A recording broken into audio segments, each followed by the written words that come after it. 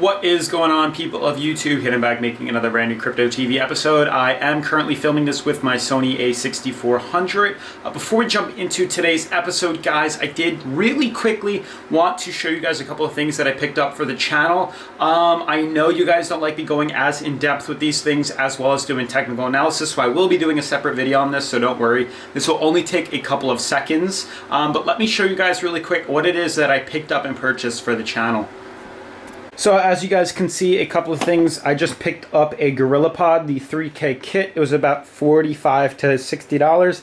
I'm not sure, but somewhere in between that for my A6400. This will make vlogging so much more efficient for you guys when it is that I do travel and show you guys videos. Otherwise, what is really important was I picked up this thing called a BitFi. I actually spoke to the company. They sent me this for product review. Very different than normal hardware wallets. Let me, unbox this really quick.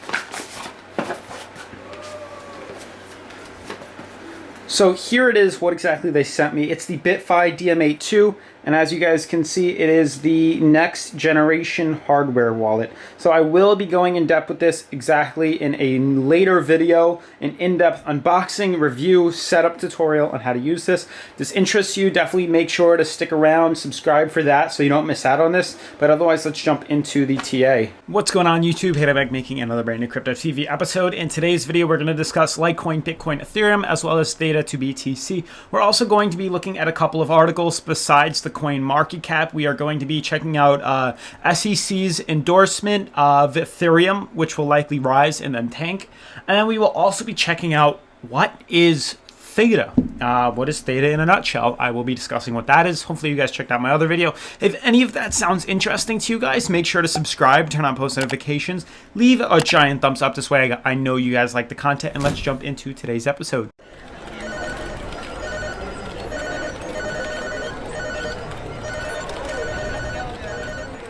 So guys, right now I'm on the current coin market cap, and as you guys can see, we have a market cap of $134 billion, 24-hour volume of 30.3, Bitcoin dominance 51.2%. So what I can gather from this information is Bitcoin dominance being only 51.2, we're seeing a slight decline in dominance from yesterday. So we're seeing alts take a little more advantage of the current markets. Bitcoin, or at least, is taking a little bit of a decline. 24-hour volume has slowed down. We were at around 31.8 billion, I think, in 24-hour volume yesterday, currently at only 30.3, and then market cap of 134, slightly declining as well. So when I scroll down, you can see most of that is reflected.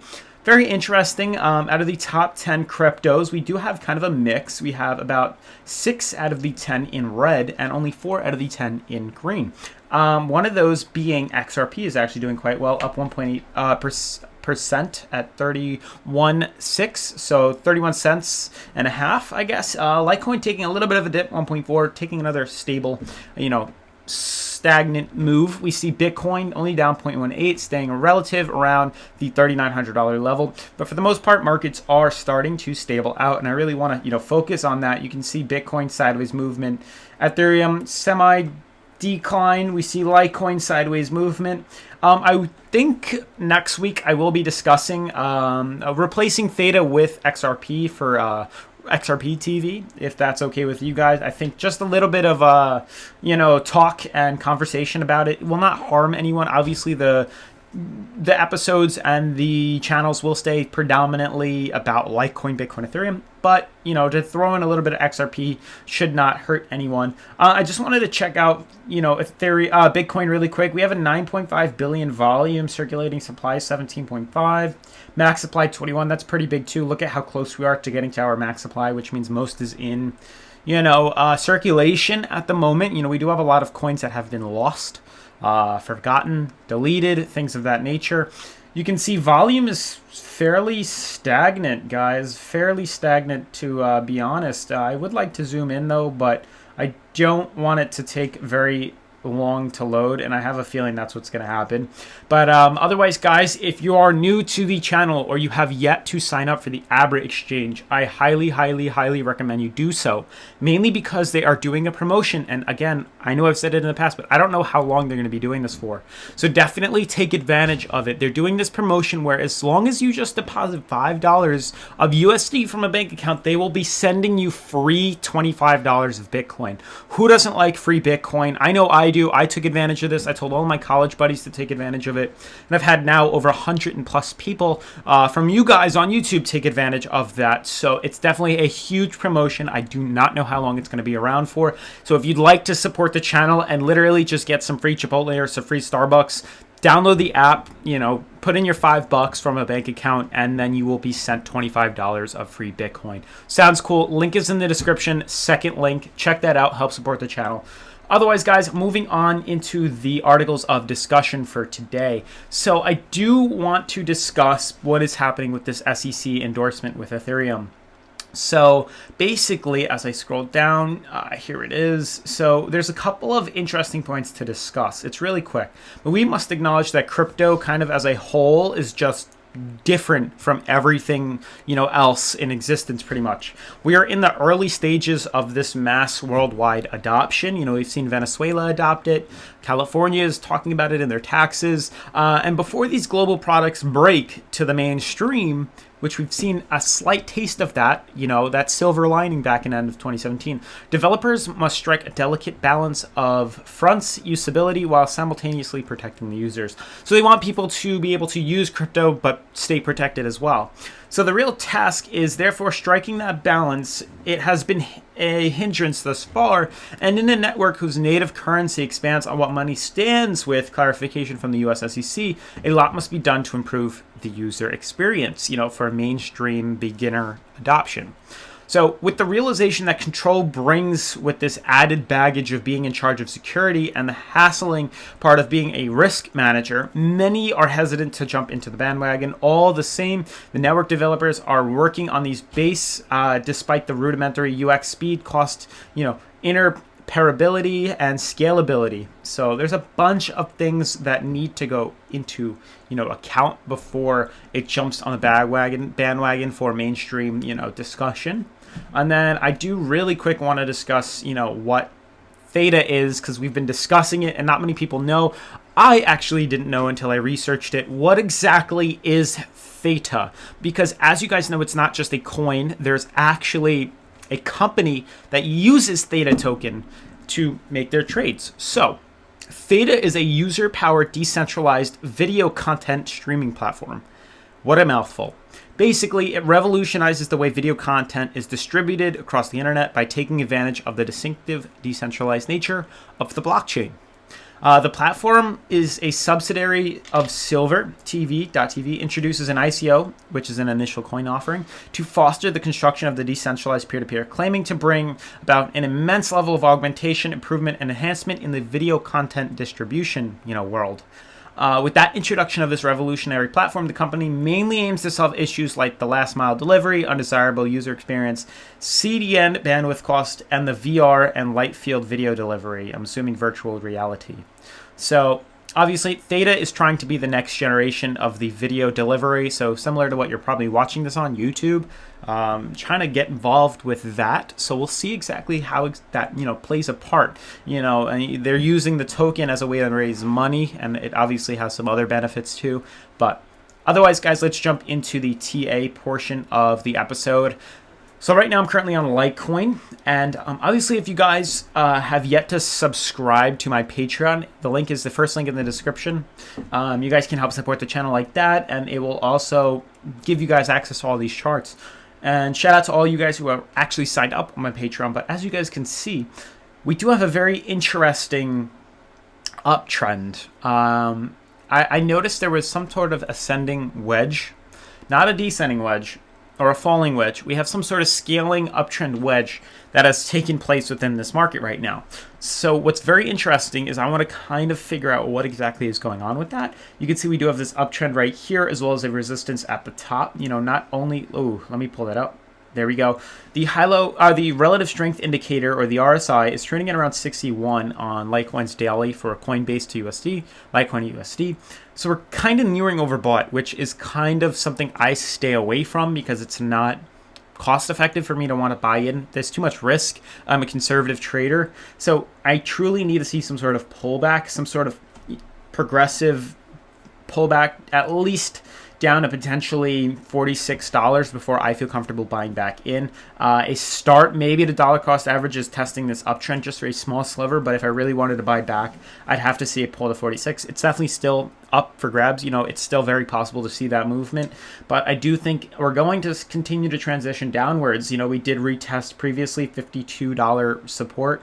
I do think we're going to come back down and test potentially $53 to $54 support, maybe 54 and change, mainly because we are still nearing overbought.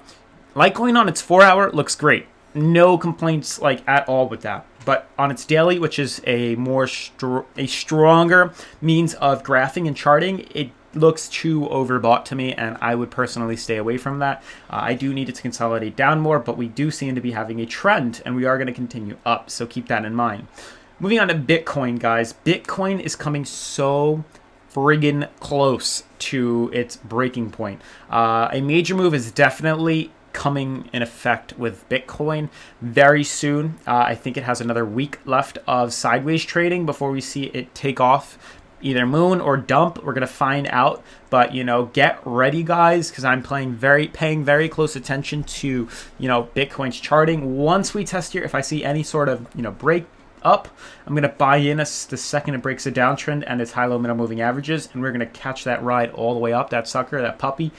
If it breaks bearish, I'm obviously gonna wait to see it extend into the oversold area, and then I'm going to throw in some money too, closer to 3,000 potentially, if not maybe a little bit higher, depending on when we enter oversold, and I'll buy back in for the correction back up the next day. Usually these happen very vigorously. If we see a massive spike upwards to $5,500, it's usually going to be followed by some consolidation down where I can buy back in or sell off. But we are definitely coming so freaking close. For those of you who are new to the channel, to show you guys and fill you in on what we've been discussing, here it is, the holy mammoth of crypto, this massive descending triangle downtrend formed right here, broke bearish. We could not break the downtrend. We then consolidated out sideways at a more stable support, which kind of makes sense to me. And then we are currently testing it right now, and we could break bullish, and we could easily shoot up to $5,000 with a conservative route of potentially $7,000. So somewhere in between 5 to 7 is coming for 2019, $5,000 to $7,000 if we break through this yellow downtrend. So that is going to be massive gains for the people who are in crypto in 2019, and I think it's going to happen right around the corner. I think we're going to wake up one day and we're going to see the prices at all-time high or at higher highs very quickly. So I'm definitely keeping a very close, stern eye on Ethereum. on Bitcoin. Lastly, Ethereum talk for the top 3 blue chip cryptos. Very similar, like I said, to Bitcoin in terms of its pattern trading. In between a channel of 140 and 130, we could even say 131, and we're trading out sideways. And truly, I think what's going to happen is we're truly just waiting for Bitcoin. We have, both been rippling like this, and we finally got synced, and now we're both moving at the same, speed and direction, same stability, same volume. So as soon as we see either Ethereum start to take off, it's going to foreshadow the other coin, so Bitcoin or vice versa, and we're going to see both of them take off. Obviously, blast through this high-low MMA because it is so close, and with all this sideways consolidation, we're evening out on our RSI, which is giving us enough support and potential to make a higher move to the upside. So there's going to be huge parabolic movements in the near future. So I'm going to keep a very close eye on both Ethereum and Bitcoin. Lastly, to sum up today's episode, we're looking at Theta on its daily. So Theta token to Bitcoin in terms of Binance, the exchange. I did draw an uptrend in the last video, and as you guys can see, this blue band, for all those Theta hodlers, if you want access to this chart, it is on my Patreon as well. But you can see this uptrend is holding very firm. Previous resistance. And I'm noticing sideways consolidation. We broke very high in a way, entering overbought on our daily, and you can see that because we entered such a overbought market, a collapse is exactly what was necessary. Pretty much, we are above our high-low MMA, we were overbought, but usually these massive volume spikes are followed by massive volume spikes to the opposite direction.